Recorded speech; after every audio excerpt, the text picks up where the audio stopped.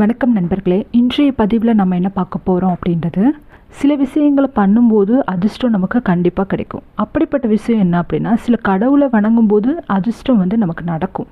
அப்படிப்பட்ட கடவுள் யார் அப்படின்னு பார்த்தோம் அப்படின்னா விநாயகர். எந்த ஒரு வேலையாக இருந்தாலும் சரி, நம்ம ஃபஸ்ட்டு வணங்குற தெய்வம் அப்படின்னு பார்த்தோம் அப்படின்னா விநாயகர் தான். அதிர்ஷ்டம் அப்படிங்கிறது வாழ்க்கையில் எல்லாருக்குமே கிடைக்கிறதில்ல. ஒரு சில விஷயங்களை பண்ணும்போது கண்டிப்பாக அவங்களுக்கு அதிர்ஷ்டம் கிடைக்கும். ஒரு சில கடவுள் வழிபாட்டின் மூலமாகவும் அதிர்ஷ்டம் கிடைக்கக்கூடியதாக இருக்கும். அப்படிப்பட்ட கடவுள் எந்த கடவுள் அப்படின்னு பார்த்தோன்னா விநாயகர். முழு முதற் கடவுள். நம்ம ஒரு வேலையாக இருந்தாலும் நம்ம செய்கிறதுக்கு, ஒரு தொழில் தொடங்கணும், ஒரு விசேஷம் செய்யணும் அப்படின்னா நம்ம விநாயகரை வழிபட்டு தான் நம்ம செய்வோம். அப்படிப்பட்ட அந்த விநாயகர் அதிர்ஷ்டத்தை அள்ளி அள்ளி தரக்கூடியவர். விநாயகருடைய மந்திரம் சொன்னாலே போதும், கண்டிப்பாக நமக்கு ஏதாவது ஒரு வகையில் அதிர்ஷ்டம் நமக்கு கிடைக்கும். சந்திர பகவானின் சங்கடத்தை தீர்த்து அவருக்கு பாவ விமோச்சனம் தந்த நாளாகத்தான் நம்ம சங்கடஹர சதுர்த்தி நிகழ்கிறது.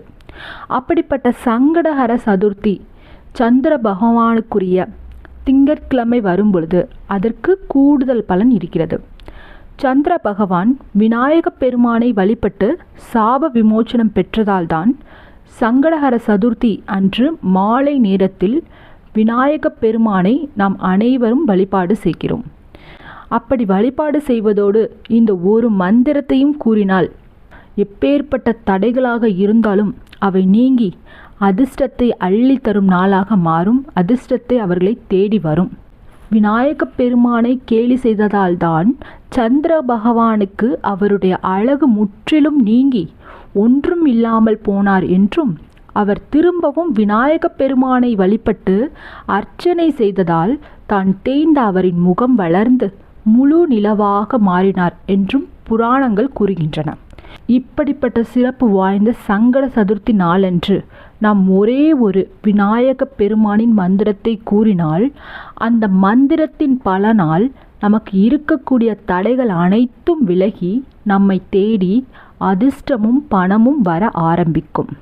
இந்த மந்திர வழிபாட்டை சங்கடஹர சதுர்த்தி இரவு 12 மணிக்குள் எப்பொழுது வேண்டுமானாலும் கூறலாம்.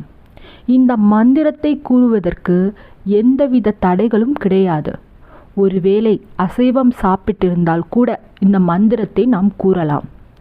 சுத்தமாக இருக்கும் பட்சத்தில் இந்த மந்திரத்தை பூஜை அறையில் விநாயக பெருமானுக்கு முன்பு அமர்ந்தும் கூறலாம். ஒருவேளை மாதவிடாய் சமயமாக இருந்தாலும் அல்லது அசைவம் சாப்பிட்டு இருந்தாலும் வீட்டில் ஏதாவது ஒரு அமைதியான இடத்தில் அமர்ந்து கொண்டு இந்த மந்திரத்தை கூறலாம். முழு மனதோடு விநாயக பெருமானை நினைத்து கொண்டு இதை செய்ய வேண்டும் என்பது முக்கியம். இந்த மந்திரத்தை எந்த திசை பார்த்து வேண்டுமானாலும் கூறலாம். வீட்டில் இருந்துதான் கூற வேண்டும் என்று இல்லை. அலுவலகத்திலிருந்தும் கூறலாம். அலுவலகத்திலிருந்து வீடு திரும்பும் வழியிலும் கூறலாம். முதலில் விநாயக பெருமானை மனதார நினைத்து என்றென்றும் உறுதுணையாக இருக்க வேண்டும், தடைகள் விலக வேண்டும் என்று வேண்டிக் கொள்ள வேண்டும். பிறகு விநாயகரின் பின்வரும் இந்த மந்திரத்தை 15 நிமிடம் மனதார கூற வேண்டும். இப்படி கூறி முடித்த பிறகு எப்பொழுதும் நம்முடைய அன்றாட வேலையை நாம் செய்யலாம். என்ன மந்திரம்?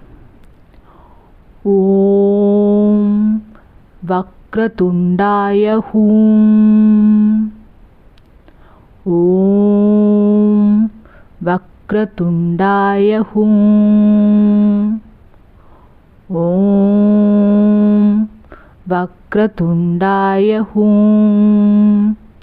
இந்த எளிமையான மந்திரத்தை முழு மனதோடு விநாயகப் பெருமானை நினைத்து கொண்டு யார் ஒருவர் கூறுகிறீர்களோ அவர்களுக்கு இருக்கக்கூடிய எப்பேற்பட்ட தடைகளும் விலகும், அதிர்ஷ்டமும் பணமும் அவர்களை தேடி வரும் என்பதை இந்த பதிவினில் நிறைவு செய்கிறோம்.